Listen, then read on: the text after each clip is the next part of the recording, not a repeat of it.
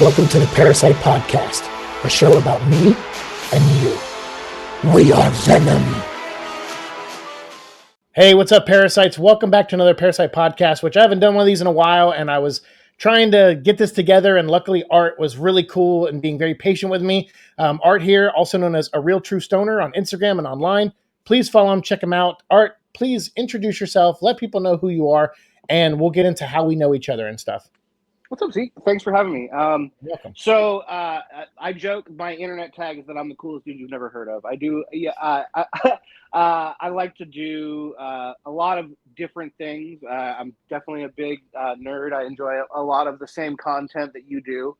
Mm-hmm. And you and I got to know each other, and this is going to be crazy because we were talking before you started recording that this is going to date us. But like.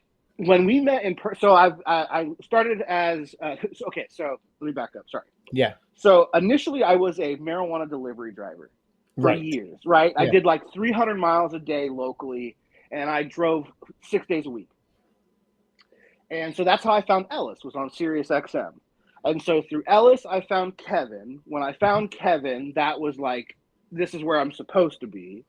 And then as I got closer to Kevin, him and I became friends. Well, I could argue that I'm friends with Shuddy and Jeff now at this point. It's like, you go from that fan to friend. Of course. Thing. Yeah, sure. Being as close as I was to LA. So I would come out when I could, or when they would have, people out, I'd come see them. And then you were living with Kevin at the time when he had a game night that I came out for.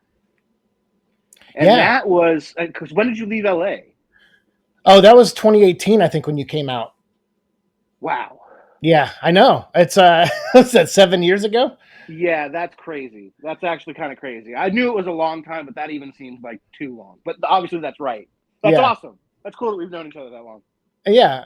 Yeah, it's weird when I talk about LA, it was 5 years ago or longer. And that's really wild to me.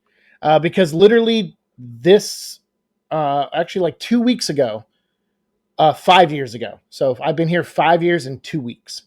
So it's we came out like in March of 2020. So it's weird to like talk about LA and talk about my friends, because I still feel like I know all of you guys, like to the point. I mean, of course, it's probably because we see each other's Instagram every day and stuff.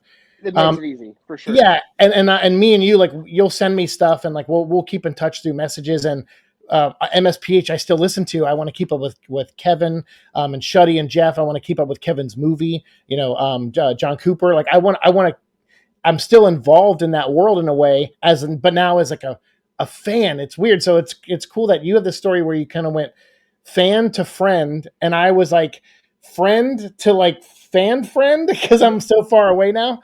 No, totally. Because you're kind of watching through the lens of the phone instead of you're the guy in the building with you. Dude, yeah. I mean, there'd be times where Kevin would knock on my door and be like, "Hey, we're about to record MSPH. You want to come out in the living room and be on the episode?" I'm like, "Yeah, okay, cool, yeah." So yeah, it was cool living with Kevin. He was very kind. For those who don't know, like Kevin Kraft, I will always say good things about Kevin, because at that time it was me, him, and Alex, and we were thinking about getting like a 3-bedroom. And Alex, I think, left LA. So then I didn't realize Kevin Alex and I, was living with you guys. He wasn't. We were thinking about all three of us getting a place. Okay. Yeah. And then he just was like, I have, life happens, right? So he's like, I got to leave LA. So we're like, okay. So Kevin and I were like, well, should we still do a 2-bedroom? And he was like, yeah, there's this place I've always wanted to live at. Let's go, over there. And it was like right behind Universal near Warner Brothers. And I was like, I'd love to be on that side of town. So it was cool for me, and he let me stay there at a discounted rate than splitting it in half, because he knew I couldn't afford it. And I will always remember him for not just that. I already loved the guy before that, but that was like really awesome of him. And I've always been grateful to him for that. And so I will always support that guy no matter what. For sure. That sounds very on brand for Kevin. He's a really good dude. And that's with his movie and everything. Like I only wish him the best. And he'll appreciate this, but he's got his Kevin Kraft luck. You know what I mean? Yeah. Or the Kevin Kraft curse, I should say. And he seems like he can't catch a break, and I feel like we're just right on the cusp of the movie really doing something gigantic. And I pray for him every night, and I'm just, I only hope the best for him. And it's like, so we still play video games like every Yeah. night, Monday through Thursday. Cool. Him, me, and Ginger and Juice, Mm-hmm. Tim. Yeah. And so we used to play Helldivers, for a couple hours every night. So it's really nice to keep in touch on that level. And Sure. so getting all the updates that come with updates good and bad. When it's your buddy, Sure. you want to be there for him when it's good news and when it's bad news. And so it's been nice to get as close as we have and see him really come into his own as a creator outside of the podcast space. And have you gotten a chance to see the movie yet? No, not yet. Yeah, I guess it hasn't been out there with you. So It's getting closer. Like I think the last I saw was going to Texas. So I'm like, going okay, to Austin. Yep. Yeah. So I'm like, okay, good. He's coming closer. Yeah, those in Austin, please. Like, I'll put a link down below for the John Cooper Instagram account and other accounts.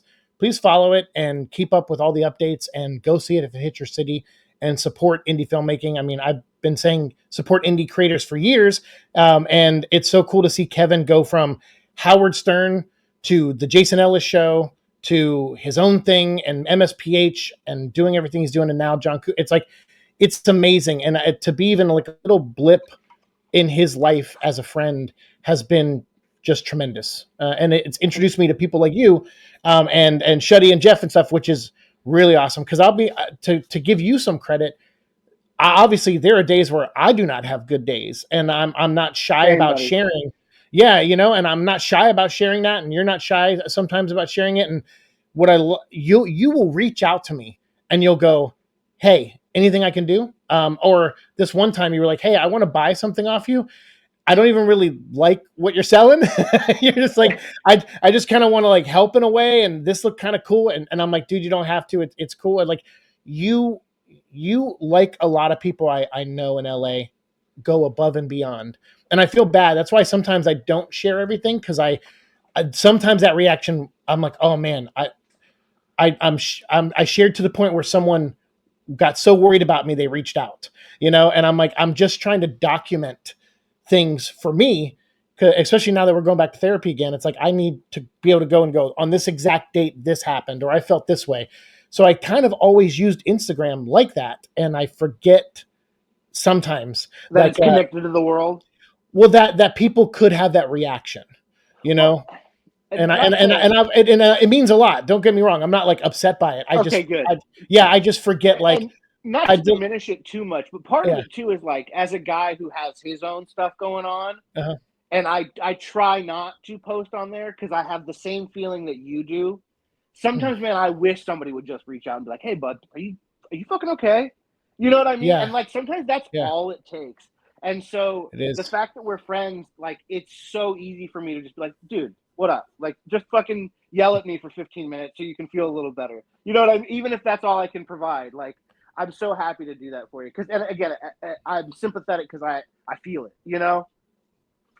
Of course. And I'll look, like, I mean, I had a friend in LA, like, it's weird. Like, I go on Instagram and I'll post something, but then I leave and like, I'm like kind of off it. And I'll like the first 10 pictures I see and I'm gone. So it's like weird. I don't invest some time sometimes to like really check in on people. And I saw like a friend of mine who I worked with at Top Cow when she passed away. I immediately reached out to her boyfriend, who I also knew through her, just to check in on him, and then I had another friend, his dad was like a comic book legend, really. And when his dad passed away, I reached out to him and was like, are you doing all right? And it's like, I don't want to just reach out to people when it's at the worst time. So I try to check in. I think with me and you, it'll sometimes just be like a meme, where like we just try to make each other laugh. I 100%, I send stuff to you for that. Like, I try to, if I see something that's like, oh, that's for Seek, I'll quick to look you up and send it to you. Yeah. And then it's so funny, not to go too deep into it too, but sometimes I'll send stuff to Blue. And I've got to remember that's sure. That's, you know what I mean? So yeah, I get that. Because I don't know if, again, I don't, without asking too much, because we've talked about it a little bit, and I know you're very honest with it, which is really cool to help understand. Yeah. But like, I had an interaction with Blue on Instagram. Okay.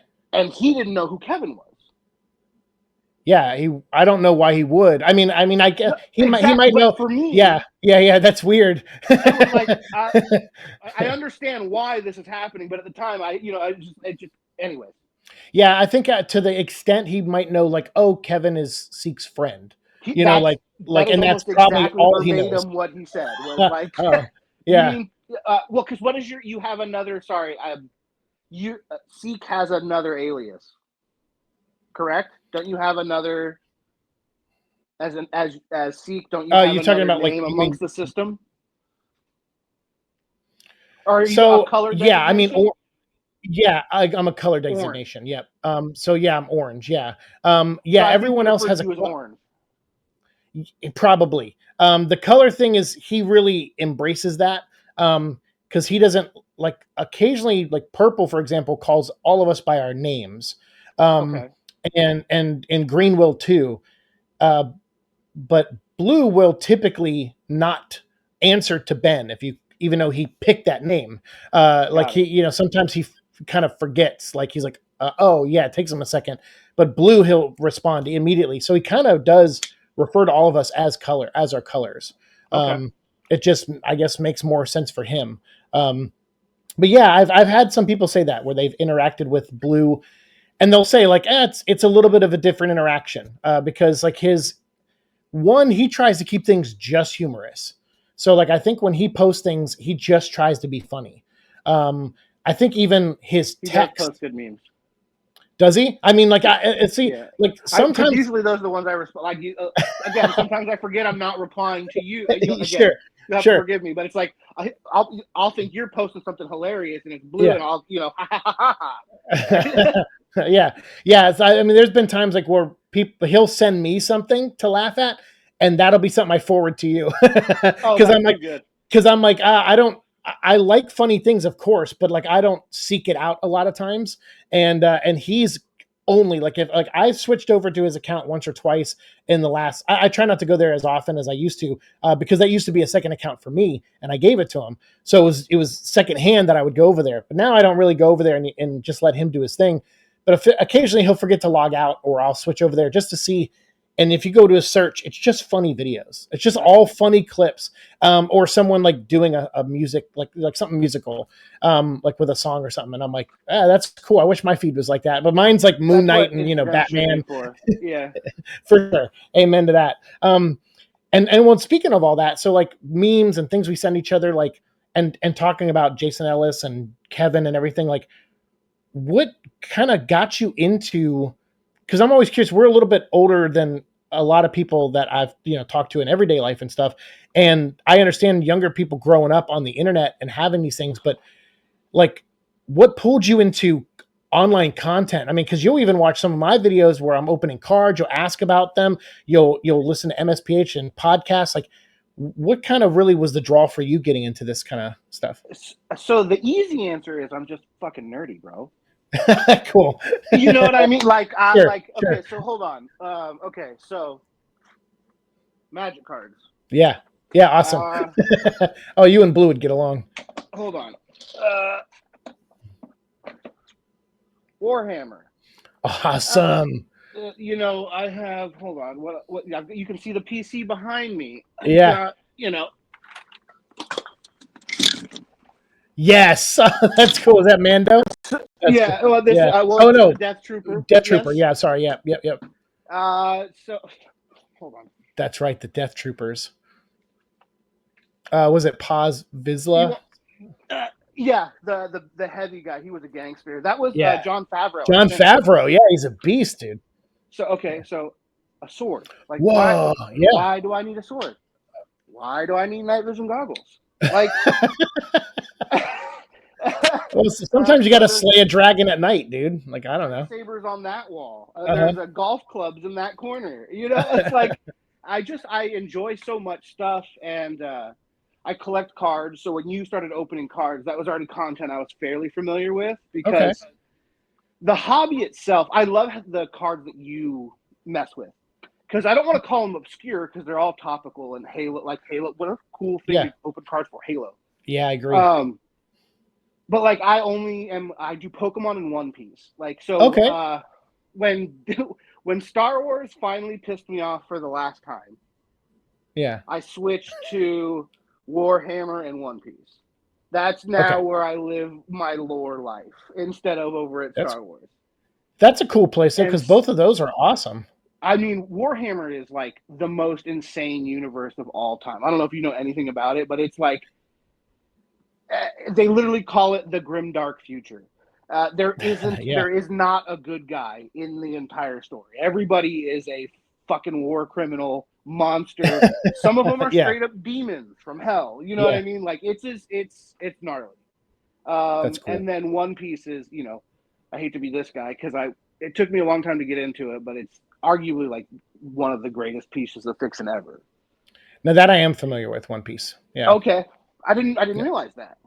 Yeah, actually I used to build you know how they have Gundam models? Yeah, totally. So Alex Wilson and I, we used to drive around places in California and Arizona looking for places that sold model kits. And anytime we would stop at one, I would typically pick one up, sometimes a Gundam, sometimes a One Piece model kit. Okay. So I'm familiar with the characters of the world through model building, but haven't really seen an episode. I know there's plenty of time. I'll get there. That's cool. 1,300 episodes in. Oh, Jesus. Okay. I'll watch it in heaven. It's gnarly. Well, they're working on a pacing. So this year, at one point, all running congruently, we will have the original anime running, the live action on Netflix running, and the remake that I'm a little. I forgot the name of the studio. That's fine. That is redoing. They're redoing all of One Piece, so they're getting that crazy episode count down to something much more manageable. Yeah. So like you'll be able to watch the remake, which is going to be the exact same story without all the filler. And I'll be I literally have. Well, it's the wrong part of my arm. Yeah, but I have like a Zorro tattoo. I have a Goldie Roger tattoo. I got Whitebeard and Ace on my. Like I have a sleeve of One Piece. I'll admit the anime is there's some pacing issues, but that's all of that old school anime. Like that's true. Like Dragon Ball Z, before he fucking powered up. So it's like we're complaining 100%. About the same thing we've always been complaining about. So right, yeah, it's what's Red Letter Media always say, it rhymes. I don't know if you ever watch them. They're some of my favorite content creators. Okay, but they're like they're a couple older guys in Minnesota, I think, or Milwaukee, I think maybe. And they make indie films, but they also review movies. And they're very detailed. But then at the same time, they're also very simplistic at times, so I appreciate the dichotomy. But they always say like things rhyme. So like the things we complain about now are things we just complained about back then. We just 100%. Had less internet, less connectivity to it. But that's cool. I mean, like, that's neat. Anime has always been something that I've been like touch and go with. I appreciate the art form of it. I appreciate that you can tell a story and you don't have to pace it a specific way. You can do things out of the norm. And that's a lot of times what people remember, whether they love it or not. They do remember that Dragon Ball Z took 20 episodes to kill, Majin Buu the first time or whatever. Right. So I get it totally. But it's still a cool universe. I mean, pirates and everything, and just the look and aesthetic of that show is always, it drew my eye to model kits. So clearly there's something about it I like already. Yeah, no, it's fun. It's really good. And again, the storytelling, the foreshadowing, like the stuff that you haven't got into it, really is the meat and potatoes of what makes One Piece One Piece. But the aesthetic, obviously, I have a devil fruit tattooed on my thigh too. Awesome. I went hardcore. When I get hyper fixated on something, I get hyper fixated on something, and that's cool. I'm like that too. That's what nerds do, right? Yeah. No, I can't help myself. And One Piece is definitely always there. But where this originally started was when you're talking about watching like your content and the cards and stuff like that. The collecting cards themselves has become such a nightmare. If you're into Pokemon, or especially if you're a Pokemon or One Piece fan, you're right. And so I'm you know what I mean? Like I might buy singles every once in a while just because I have to have something, which has happened very rarely Mm. for something that I'm willing to pay for, right? Like everybody Right. wants the $5,000 card, Of course. but I'm not Yeah, not gonna shell in that any out. Yeah. way, shape, or form ready to shell that out, or Yeah. if I could, would, Yeah. But that's why I enjoy watching like you rip cards, just because it's like that. There's still a little dopamine hit there watching you rip your packs. Yeah, I gotta say, I just a side rant. I have. I hope they go up before this episode because I'm like really late and behind on a lot of stuff. But I opened 4 boxes of Batman Hush, and which is a new series by Cryptozoic that focuses on one specific thing. So in this case, one comic book story called Batman Hush. And then they're going to do other ones that focus on like one thing. So I don't know if it's going to be like a DC movie or an animated movie, live action movie, a TV series. Like each set is just going to focus on one specific thing. So I really love that they're doing that. I would love a No Man's Land set, by the way, Cryptozoic, if you want to do that. But in that, I opened it and I filmed the whole episode, and then afterwards I said, all right, I'm going to film the pack by pack episodes now. So I do that one. And then now I'm like, okay, I'm about to open the 3rd and 4th box and film those episodes. But then I said, well, let's see what I have first. Let's see what cards I'm missing. So I put them all in order. Each box comes actually with a full set of the base cards. And this wow. So is the first. Yeah, I got a whole base set in the first box that I opened. And then when I opened the second box, same thing. And I said, I can't now film the 3rd and 4th episodes. I'm just going to redundantly talk about the same things I already said, because now everyone has seen every card in the set, in the base set. Yeah. So really all it would be good for is the hits. And there's just not that many in the box to do a whole video on. So I was like, wow. So I went from 4 videos to now where I'm only going to share 2. So I decided I'll do a binder episode where I go through the binder, when it's all done. Yeah, exactly. And then talk about like the set itself. So I'll still make maybe 4 or 5 videos in the end, but I had to shift gears. I was like, holy cow, this is the first time I've ever opened a box and got the full set in the box. I've never had that happen. And the good news, bad news, right? If you're doing just collecting privately, you're geeked. Yeah, right. If you're filming for content, that does get a little stale. It would make me go, oh, maybe I shouldn't have ordered 4 of these things. Well, do you have the 3rd one still sealed? Nah, you know what? I figured the hits in there would be worth selling on eBay. Okay. And then I have full sets. So I found 2 friends that just didn't have the money to buy the cards. So I told them, since each box has a set, I kept 2 for myself, and then I'm sending those 2 out in the mail. So, really cool. So I was just like, hey, you don't spend the money. Here's the base set if you just want the cards. And he's like, I'm a Jim Lee fan. I would love the cards. So it was perfect. That's really cool. Yeah, the community's been great. And that's what like MSPH showed me a lot, is that was the first time, because I used to be part of a podcast called Nerd Nation, and that's how I met Kevin. And because they came in and I filmed an episode at Golden Apple and did an interview there. And then like a week later, they came in and filmed MSPH episode 100 there, which, by the way, everyone, they're now on episode 700. Yep. And you, like you were saying, in 2019, you came out, took a picture with Leonard, the weed pickle, and that was episode 420. And that was I think Doug Benson was on that show. Doug Benson, I think so. Yeah. Yes, that sounds right. Yeah, I mean, I rolled a perfect joint guess. Probably this big. Yeah, and for those of you who ever want to like, because I have an image, I guess, that developed on this channel of being like a nice kind of nerdy guy, and I'm like, and I am. I mean, that's not a fake image of me, but it's just funny when I tell people like, oh yeah, you should see the MSPH episodes I'm on and hear my filthy mouth and stuff. People are like, dude, you're actually like that? I'm like, yeah, that's not an alter. That's not another personality. Like that's how fun those guys are to be around. And you especially, like, I just like, oh, good. I can let a little bit loose, and where I kind of restrict myself sometimes, because I know my nephew watches my channel, and so I totally get that, to keep it clean for him. But it's like, yeah, I like cutting loose on other people's channels sometimes. I have the same kind of benefit, not nearly as bad as Kevin, but like I've been making bad decisions on the internet for so long that it doesn't. that it's like I dig it up. That like, not that there's anything crazy out there. It's just me, a bunch of consumption and doing dumb things. Nothing crazy, but it's like, so I say a couple of 4-letter words here and there.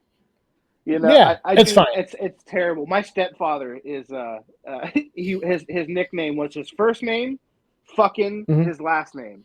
That was his nickname because his Awesome. mouth was so terrible, and it has rubbed Yeah. out guilty. It has rubbed off on me. So every once in a while, my mom goes like, "Watch your mouth." And I'm like, "You married him." It's not Yeah. my- Well, it's funny. There was a time for a while where my mom, when I would talk to her on the phone when I lived in California and stuff, she'd be like, "Watch your mouth," and because I would say like "damn" once or something, and I'm Yeah. like, my mom swears like you wouldn't believe, and I'm just like, That's funny. what the heck, Kettle? You know, like, Yeah. like, what are you talking about? I said "damn" once in this conversation, Right. you know.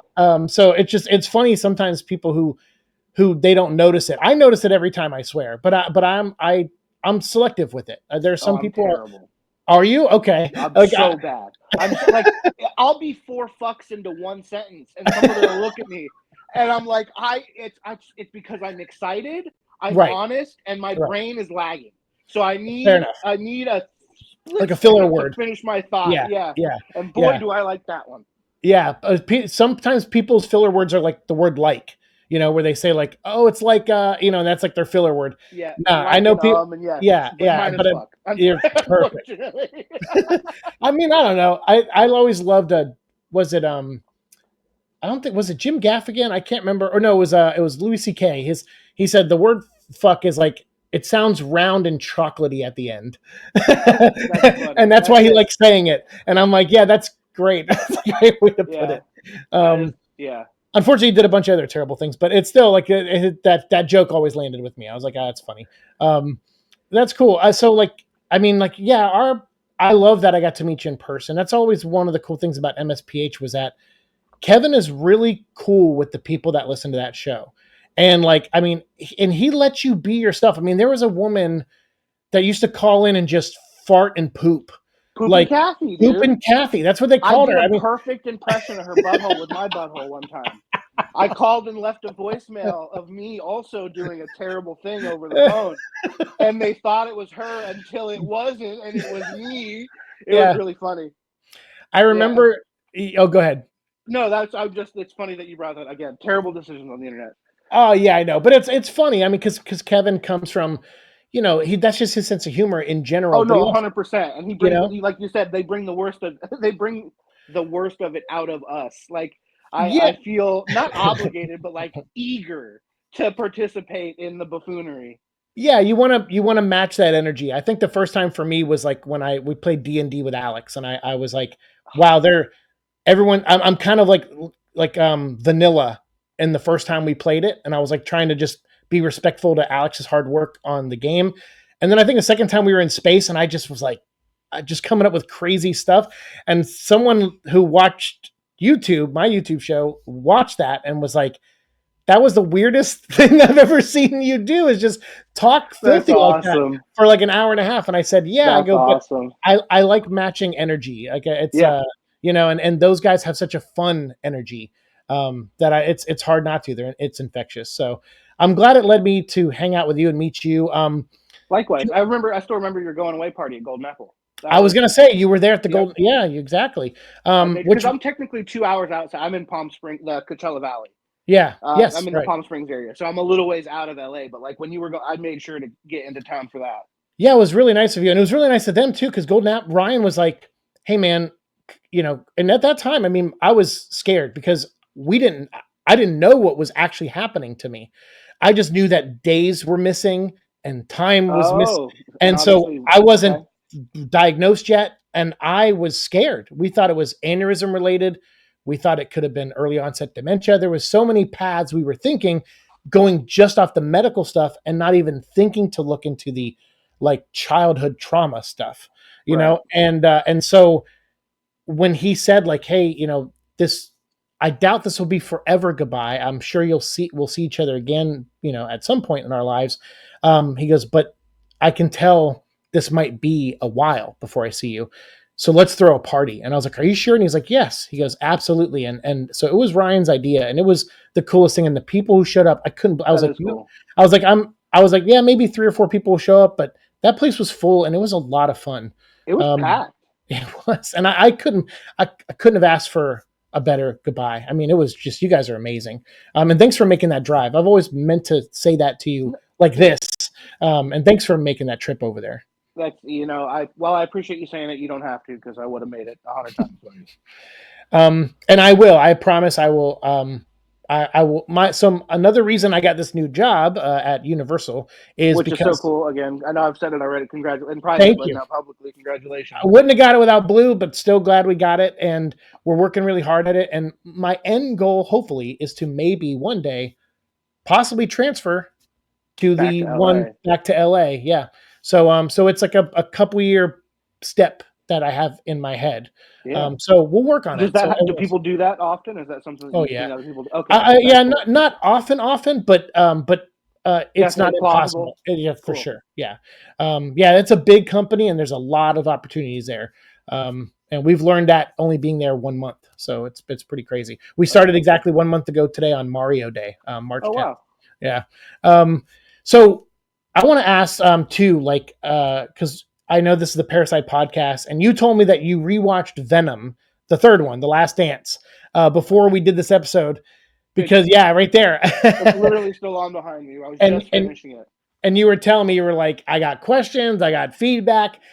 Just to keep it in the Parasite podcast family, I'd love to, because since you are a nerd, like, what are your kind of viewpoint on Venom before seeing the movies, and then like, whatever you want to say about the third movie, like, let me know. So I guess my question is, how similar? Because I'm not familiar with the comics at all. Okay. I'm a casual Venom fan, right? Okay. So fair enough. I've only seen the Spider-Man version of it with what's his name? Topher Grace. Thank you, Jesus. Yep. Eric Foreman. Yeah. Right. There you go. and then obviously this trilogy. And right. Is he as like jokey in the comic books as he is in these movies? It really depends, because like any comic book character, there's eras where they go in a specific direction for the character. Okay. So I would say there was a definite point in the, like, when he first was created by McFarlane and Michelini, not so much. He was a threat. He was a Spider-Man villain. That's how I kind of always felt who he was without being uber familiar with him. Was that like, and that's a bad dude right there. Like, yeah, he's evil Spider-Man. Yeah. Well, not even. Yeah, that's like the easiest way to sum him up. Evil Spider-Man. He's just, he was just menacing, and even like when the graphics for the first one came out, and you see that he's going to be this big giant dude, and you're like, I don't want none. Like, I'm cool on that. You just bit that guy's head off. I'm cool on that. But then, then you're armless, legless turd rolling in the wind. Yeah. So like, so after that creation of Venom, and then into like the 90s, when he was like popping up a few more times, and then eventually they do things with all great characters like Deadpool, or someone who kind of breaks free from the typical fandom and gets bigger and goes outside that comic book fandom, like Venom did. Toys were selling, posters, like he started, he was in video games, like, right. So they were like, okay, we now got to kind of make him more good, and but we still need a bad Venom. So they made Carnage, and they're like, okay, so we're going to make him a serial killer. So there's no way we can ever turn Carnage into a good guy. Like, we got to just keep that. And that was kind of the plan. And during that time, Venom got his own monthly comic, but they never could commit to one long series. So they did these mini series where they would have different writers and artists doing like 4 or 5 issues and just kind of doing that. And I would say the movies come from that era. Okay. They pull a lot from the silliness that popped up in a lot of those books. In the more current books. No. Just those 90s miniseries. Okay. Yeah. No, the current stuff is pretty serious. They deal with a lot. I mean, like, I would say since mid 2000s, when Eddie Brock he cut his wrist and tried to take his own life. Shit. Okay. And he gave up the symbiote at that point. And it went and joined the Spider-Man villain known as Scorpion. So like from then on, I would say Venom's been mostly a very serious character with real drama Wait, And hold on. So he cut his wrist and gave up the symbiote, and the symbiote became a villain, or Eddie Brock then also became a villain? no, Eddie Brock laid there to die. He just somehow, Okay. but someone saved, like someone found him, I think, and saved him, and he ended up in a hospital. So like he ended up not dying from that experience.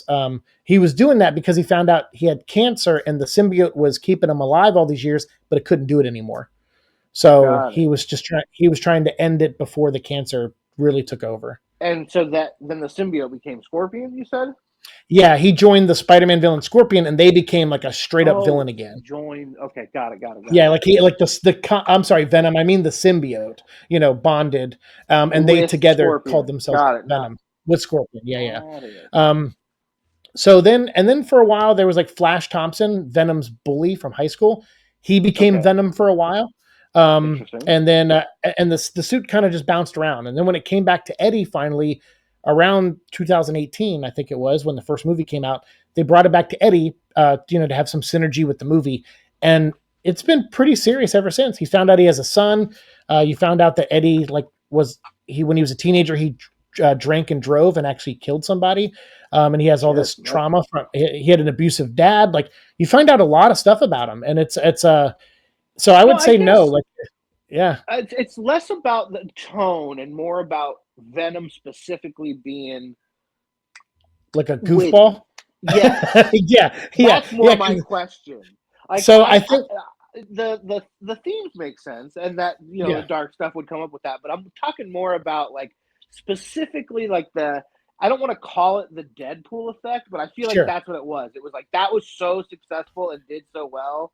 And like I feel like Guardians of the Galaxy is also slightly responsible for this because it was like the humor hit so well when it was supposed to that some executive somewhere went, they want jokes in these fucking movies. And it's just like, no, those not are always just good jokes sure in these movies. Right. Yeah, I think with Venom, it comes down to interpretation. Like I think they had a script, and I think they just were like, okay, this is the tone of the script. How do we make this work?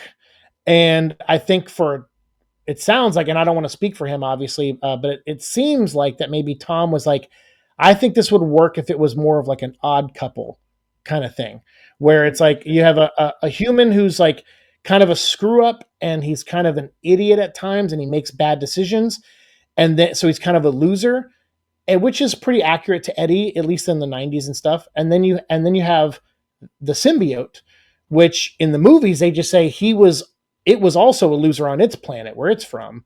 And so that's why that was interesting. That's why they made him a pair so that's the movie version, obviously. But I think he was more like, it'll be more fun for me as an actor to kind of do a Laurel and Hardy, Odd Couple maybe kind of thing. And I think because those little bits were, whether people liked them or not, were memorable in the first movie, they kind of ran with it for the other two. So I agree. I mean, yes, you could do a super serious Venom movie with very little levity and still pull it off and make it work. And I know a lot of fans want to see that. They want to see their character taken seriously. I think Tom did take the character seriously. He just had him and the teams he worked with had a different approach to the character based off of a short window of comics that they probably researched and enjoyed. Yeah, and enjoyed probably. They were like, oh, this is kind of zany and weird. But a lot of stuff was in the 90s. So, True. There's this cool comic. I was reading this and I was thinking of you. I was going to send it because you also have this moniker. You have a real true stoner, but you have Joe Chill, which is the guy who shot Bruce Wayne's parents. So so I always like that you had that name too. But I was reading this book recently where it's the Amalgam universe from the 90s. I don't know if you're aware of that. There was a time where it's called the Amalgam universe. Okay, yeah. And it's like DC and Marvel was going out of business. They were like, they were financially hurting. So DC decided to team up with them to do a comic book called DC vs. Marvel to try to boost sales on both company sides. And it was a pretty good success.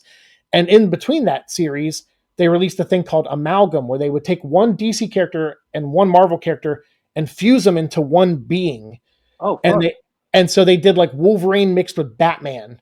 And it was he was a guy called Dark Claw. And so it's like a guy in a Batman type outfit with claws coming out.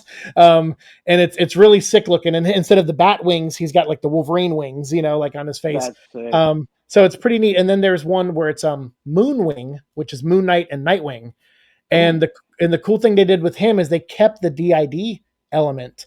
And so Dick Grayson had other personalities, and they were Jason Todd and Tim Drake. That's super cool. It was really cool. And it was in a book called Bruce Wayne, Agent of S.H.I.E.L.D. yeah. I broke my brain. It was like too many buzzwords. Yeah, sorry. Yeah, I do that sometimes. Was there did Punisher get amalgamation? Yeah, definitely. I believe he was in a book called Bullets and Bracelets. And it was like a Punisher and a Wonder Woman, and like not mixed together. I can't remember who the 4 characters were, but one had like a Punisher skull and the other one had the Wonder Woman W. And they like worked together, I think, on something, because he was like shooting a gun on the cover and she's like blocking bullets with her gauntlets. It was called Bullets and Bracelets. And then there was another version where they did a different amalgam universe where Storm and Wonder Woman came together. And so she was called the Amazon, which was pretty cool. That'd be a bad lady. Yeah, step on me, queen. So hopefully I answered some of your Venom questions, because I know that. No, you did. I was super curious to dig a little bit deeper as a casual fan. So that's awesome that you have that ready to go. It's really fun to like. I almost want to try and like ask you some like extra rant, like see as deep as we can go. See how deep this well really goes. Because that's impressive how you're able to just grab that. That's awesome. Easily. And I got to thank everyone who watched my channel for that, because when I started Venom Vlog, I was living with Kevin. I just moved in with him. I was there for maybe 3 weeks. And I was like, so it was 2018 or 2017 going into 2018, I think. And I started the Venom Vlog because I heard the movie was coming out and Tom Hardy's one of my favorite actors. So I was like, I got to follow this. And I said, and if this doesn't work, if I don't get any viewers, I'll just delete the channel. Because at that point I was already on YouTube for like 6 years and I was kind of losing hope already. And I was still like stumbling around like the 100 subscriber marker. And I started talking about Tom Hardy and Venom. And over the course of that show, we're at like 3,000, plus now. And awesome. A lot of the viewers were like, read this book next, check out this one next. And, That's cool. and they had recommendations coming in. Of course. So if I know answers quickly now, it's because of them helping me keep this show going. And this Parasite podcast is part of the Venom Vlog, series of shows I do. And we're going to end at episode 900 this year. So, yeah, because there's no more movies coming out, and I'm just like, I need a break. I love the guy, but I'm really burnt out on Venom stuff, which is funny. I get that. I work at Universal, and there's Venom stuff everywhere over there, so it's awesome. I can't get away. Yeah, no, you're stuck, but it's a good place to be stuck. It's obviously a very deep and rich lore, and he's just as prevalent as some of the bigger names, and it's nice that you have that much content to consume. Yeah, I agree. There's a lot of Venom stuff out there. Is there anything is Warhammer kind of like your Venom thing, would you say? Or is like One Piece become that? Or do you just love everything too much? It's hard to pick one thing. So right now, for sure, so golf I've been obsessed with, but that's a physical thing awesome. That I've been trying to get that's better great. at. And then, but One Piece is where I'm at, because I do the spoilers every week and wait for I'm caught up with the book itself, so I'm beyond the anime. Okay. So every week I'm eagerly waiting to figure out the next crazy thing that we're going to have to talk about. And then I did this because I did this with Star Wars too. It's terrible. But for like every minute of the actual media I consume, I probably consume 3 minutes of some other nerd talking about it.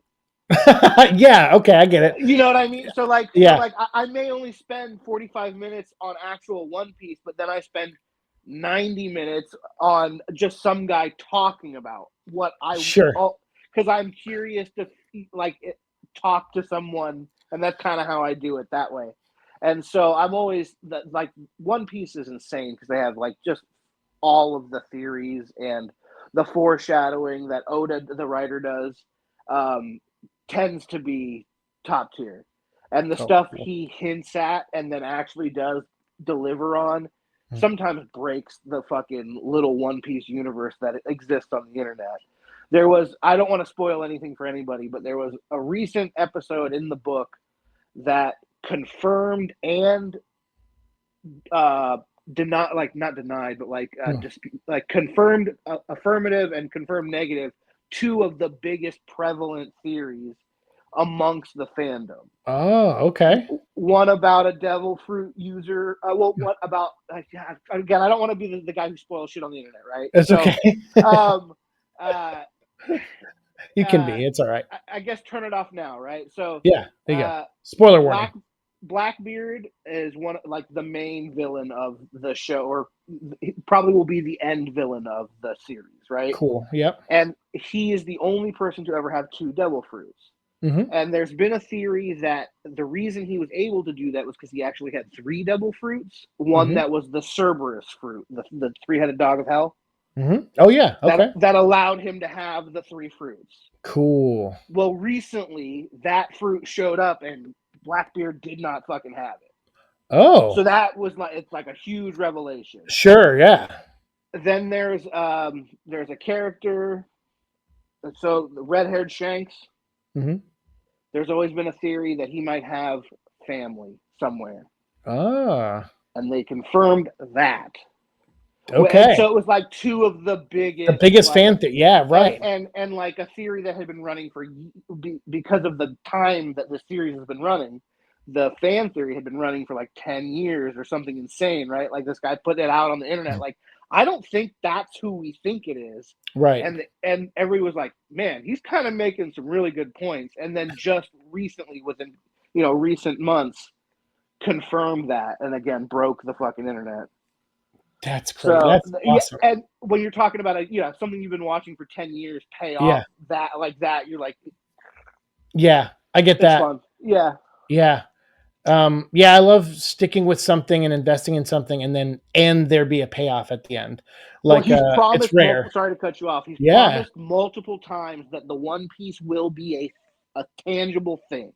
Oh, wow. Okay. It won't be fucking friendship. It's not going to be like, like a metaphor. Yeah. You know what I mean? He promised. Yeah. And like, he still might fuck us, but he promised. Right. Okay. Fair enough. Yeah, that's cool. So yeah, he's like, no, there's a reason it's named this. Yeah. There will be a payoff. I promise. There will be a payoff. That's cool. Well, if he's been this good this long, there's no reason not to trust that, The only thing we worry about is his health, man. He is not, of course, he's not a healthy dude. Yeah, of course. But hopefully he gets to say what he wants to say before that happens. Anything bad, negative happens. Well, he's been taking some breaks to focus on his health, which is nice to see. Because from what I understand, he's just a chain smoking, recluse. Yeah, there was, it's funny. You brought up Blackbeard too. Spoiler alert: Blackbeard is a major villain in The King of Neverland, also, and he.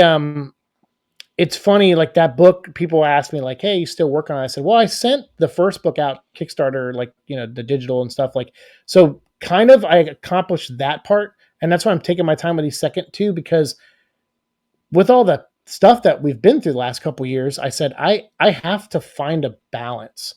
Like, I can't just, whenever I'm fronting, I can't just be writing and working. Like I'm not experiencing life, which is why I was getting so depressed. I was like just shutting myself in. And that's why I'm glad I have jobs again, like where I'm out in the world and talking to people, because that always helped me write. That always helped me write, is connecting to people. Just being around people is infectious. I like the energy around people a lot of times. And so, like, and this is another case, like I've been wanting to talk to you for a while, and I'm so glad we got to make this happen, because this is really fun, man. Anytime you'll have me, I'll do this again. This is really fun. I would love to, because, and that's what I was telling my friend Randy, he's been on some Venom vlog episodes with me and breaking down comics and stuff. And same with him. I'm like, I gotta do something where it's not like, there's no theme to the show, where it's just, I talk with friends, and just keep in touch. And so I'm working on the idea, and you are definitely on the list to come back for sure. And so as along with a bunch of other people I had on the Parasite podcast. So I will say, is there anything you want to talk about before we head out? And is there anything you want to plug, like your Instagram or anything like that? And I gotta say, you guys definitely check out Art stuff, because he's a cool guy, and you just are. You just inherently have like a good nature about you. And even if you're a little, you would say probably rough around the edges, but I don't think so. I think you're exactly a cool, grounded person, and you would give someone the shirt off your back, and that says a lot about you, I feel. Well, thank you. It's hard. I have a hard time taking compliments, so thank you. Sure, me too. I try to be the guy you want to run into. Yeah, you are. You know what I mean? Like, it's the world is so full of dicks, and don't get me wrong, we all have our days. Like, Sure. and I'm guilty myself. You know, I'm sure there's a Joe in some version of somebody's memory that is not a great guy. I'm positive. But you got to ask yourself why. There's probably a million factors moving into that. But like, it's so easy to just not be a dick. It's, you know what I mean? Like, I know that sounds so silly, but like, everybody is going on through their own shit. They're dealing with their own stuff in their own little world. All the crazy stuff you've got going on, they might have just as much, if not more. 100%. There was a quote I saw on the internet that said, don't attribute to malice what you can attribute to incompetence. Of course. Yep. Great quote. And so it's just like, just because somebody did something that might have affected you negatively doesn't mean that they put the thought that was like, oh, this is going to fuck Joe over. It was just like, no, they just kind of were in their own little world doing their own little thing. And the only thing I have control over the situation anyways is how I react to it. So I try to keep that in mind. But I appreciate you. Yeah, it's hard. You're welcome. And I know it's hard. I mean, it's hard to bite your tongue sometimes, or just let someone be a bad version of themselves temporarily to get something out. Like, I know that's not easy. And so that's the fact that you even try, though, again, just speaks to the quality of person I think you are. So, well, right back at you, man. I see you out here making your content, and you interact with your community, and you seem to have some regulars coming around, and you're doing good stuff, man. And I love I love seeing you do better in life in general. Like, the content creation is one thing, but like, I really like when you get your job and you're celebrating that and you're taking the time to let us know that you got good stuff going on. Like, that's awesome. And it makes it's good to see. I enjoy seeing my friends succeed. So it's good to see you doing good. I appreciate that. I had someone recently, they said like, hey, you're celebrating like what, working like a retail job or something at Universal? And I said, yeah. And they said, why? And I said, they're like used to like go to movie sets and everything like that. And I go, it's hard to explain to people like that life that I was part of in LA. It really is, because it's like, I think I never knew why I went back to LA, because I didn't have any memories. I just knew like, okay, we found these journals and stuff that I thought were my journals, but they were clearly written by another of us, pre-aneurysm. But at the time I was just like, oh, there's a dream I didn't finish. Like, I should probably try to finish that dream. This guy, it sounds like I wanted to write movies and work on movie sets and TV shows and comic books. And I said, so we should try to do that. And I will say, like, we were out in LA a couple of years before the aneurysm and did a little bit of that. But when we went back to LA, we dove right into it. Like, we were on movie sets, we were in comic books, like we were doing all of that stuff for years. And we were very grateful to work our way to do that from where we were. But there was something about it that I was like, I know I have the ability to do this, but I don't know if I want to do this. And turns out I didn't. I've been trying to complete the dream of the person we were before the aneurysm. Right. But I feel like I did. And especially after all of the Neverland books come out, I will, because that was a book I found that he started and never finished, and I finished it. So like, to me, I'm like, this is our goodbye. Like, it's like, all I've wanted is just a life. Like, I just wanted a career. I wanted one job where every couple of years I move up at that job. And that's all I want in my life. It sounds simple. And when I explain that to people, they can't rack their head around it sometimes, but I'm like, that's all I want. I don't want too much, because especially now we have so much going on now. I can't imagine if our job life was very complicated. when our personal life is so complicated, you know? So I appreciate the kind words back, and I definitely, you know, keep sending me funny stuff. I like watching them. And that's cool that you interact with Blue, and just continue to be our friend, even because I lost friends after we posted our diagnosis first time. I had people just straight up, you know, unfriend me. You know, I get it. It's a hard thing to It is, understand, and and it's I don't blame them. I don't blame them. there's what was it? Is it Ted Lasso? He's Yeah, playing darts. I've only ever yeah, seen it on Instagram, right? yeah, And he goes, question not judge or something like that. I'm not sure what yeah. the exact quote is, but it would Be be so much curious. easier.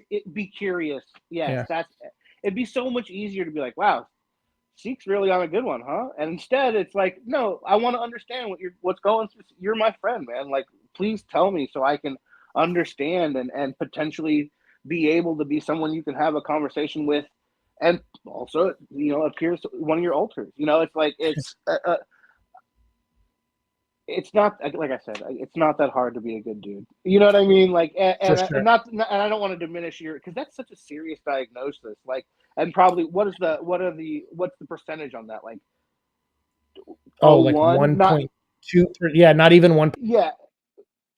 I It's think. got to be Yeah, such a rare diagnosis, and for you to actually have it, it's almost, again, not to sound, it's like I'm almost curious more than I am like yeah. would be. I'm more interested to find out and figure out what you're living and experiencing than I would be to like write you off as a friend. How silly is that? Well, That's a and that's shame. why. I mean, but it's okay. I get it. I mean, no matter what. I mean, you could post something. You could post an opinion on a movie and people unfollow you. You know, it's like, and those are low stakes compared That's to, you know. just the world we live in nowadays. I guess there's a lot of Yeah. truth to that. Unfortunately, everybody is so on edge, no So I don't matter take it. which camp you're in. Yeah. Yeah, but I don't take it personal. What I do is that when people like you will reach out and go, "Hey, I have a question if it's okay to ask," you know? And that's why I'm so willing to give information, because I'm like, well, these people who are asking, they stuck around, you know, and they're curious. And like you said with the Ted Lasso thing, cuz I finally watched that show and was like, I like that mentality. Like, if these people are curious, I should answer their questions. So I, you know, started that's why we said, all right, we're going to go to therapy. We're going to learn more about us so that when people ask us, we can give an informed answer of what's going on. So it's always been appreciated, for sure, man. No, and thank you. You know, thank you for being open and sharing, man. It makes. I think we've grown closer, even though physically we're further apart. You know, Yeah, you for being sure. out where Yeah. you're at, and but we've gotten to know each other better through just being open and honest with each other. And it's again, it's easy to judge. I'm more curious. I can't imagine the things that you have to go through dealing with losing time and all of that kind of stuff. Like, we could probably do another hour right now of me just asking all kinds of questions that I'd be curious to ask you, but I don't think we need to do that on this one. On this one, but I thought about that because I know people. There's been some, not a lot, but a couple people that are curious that are like, "Hey, would you ever do an episode where you could just answer questions?" So I may do a live stream at some point. Yeah, an So if so, AMA, I'll let you that'd be know. cool. Yeah, yeah, an AMA, exactly. So I'll let you know if that pops up for sure. Yeah, And then obviously I'll have you on again when we do the new thing, and then we can talk more then about anything. We'll just no topics. We'll just shoot the shit. I'd love that because I've always got some new fun thing that I'm obsessing over. Good, and I'll try to make that show a little bit more edgy, so that way you don't have to dip off camera. No, you're fine. You're fine. But I'll always, you know what? We'll keep it family. I mean, the language is one thing, but we can keep it family friendly. That's cool. Awesome. Well, Arts, thank you again for agreeing to do this and for making time tonight. I really do appreciate it, sir. No, dude, it was my pleasure. That's super fun, and like I said, I'd be happy to be back. The only thing I do want to plug, and this sounds so Please silly, do it. is I had my social media kind of debut today on somebody else's larger channel. Cool. It's a golf channel called Uh-huh. Jerry Carries, and it's like Okay. he does this series where he caddies for you. And I just had my episode come out today, and so the more engagement that video gets, the more likely he is to come back and shoot another one. Awesome. So send me the link to that. I'll put it down in the description, guys, for you in this, and then I'll make sure I share it tonight too on social media. Thanks. And then obviously a real true stoner. That's my regular page. I don't really. I smoke smoke a little weed on the internet. Just me being. I post a lot of ridiculous memes that aren't always as PC as they should be, but it's a good follow. It's fine, and I love him, and he cracked me up, and you're a good dude, and so please, everyone, follow him, check out his stuff, and I'll check that out too. I just did a golf thing recently because my other job was with Fanatics, so I mainly did soccer, but they actually hired me for the Arnold Palmer golf tournament that they had here awesome. in Florida. Yeah, so I was like, I bet you Arts is. I wonder if he saw my post about that. I feel like now that you said it, I feel like I do remember seeing that. I think I just made one in the stories, so I probably saw that one. I'm a doom scroller, so I see everybody's story. Yeah, me too. Sometimes. Sometimes I leave things on. I leave it on in the background, like MSPH. I'm like, I don't interact, but I listen to every episode. But I have it on in the background, so it's like I have to multitask. As you get older, sometimes you're like, I got to do this really important adult thing, but I miss my friends, so I'm going to play that while I do this. Yeah. Yeah. Well, that's a plug as well. MSPH, man, they kill it every week. They put out really good stuff. Kevin and Jeff and Shuddy. Even though Shuddy is a liar and a cheater, and he watches ahead, and he knows it, and he knows it. He knows what I'm saying. Yeah, I'll put a link to them down below, and also to John Cooper. Like, please, guys, go support Kevin's stuff, and he's awesome. A dear friend of ours, and he brought us together, and I'm glad he did. Yeah, it's definitely a nice friendship that we've been able to pull off here, buddy. Hell yeah. And I'm glad we had a 1 hour love fest with each other, because we both hate compliments, but I'm glad we hyped each other up a little bit. We kind of did. And as uncomfortable as I am, it was nice. I'm glad we could do this. Awesome. All right, cool. Well, thank you again for being here. Everyone else watching, thanks so much for watching. Leave your comments down below, and we'll come back with more Parasite Podcast soon. See you later. Peace. Hey, look at those balloons. Nice.